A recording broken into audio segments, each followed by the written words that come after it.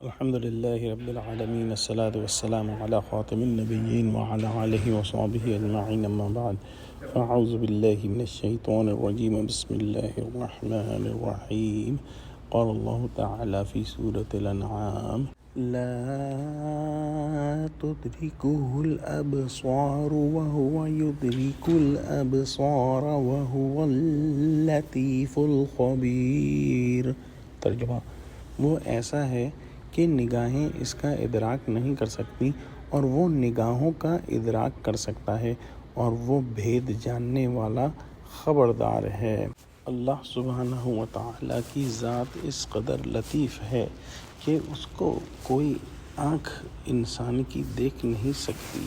حضرت شاہ صاحب نے اس کا مطلب یہ لیا ہے کہ انسانی آنکھ میں یہ قوت نہیں کہ اس کو دیکھ لے، ہاں وہ خود از راہ لطف و کرم اپنے آپ کو دکھانا چاہے تو آنکھوں میں ویسی ہی قوت بھی فرما دے گا۔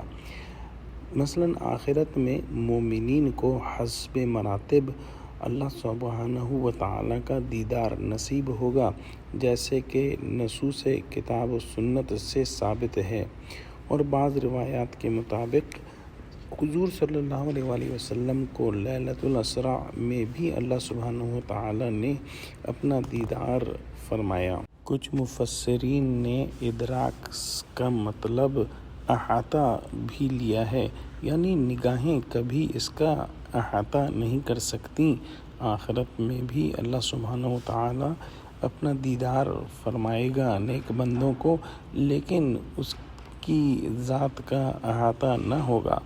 ہاں اس کی شان یہ ہے کہ وہ تمام ابصار و مبصرات کا احاطہ کیے ہوئے ہے، یعنی تمام نگاہوں کو وہ جانتا ہے کہ کہاں ہیں اور کیسی ہیں اور کس طرف اٹھ رہی ہیں اور کس کس چیز کو دیکھ رہی ہیں۔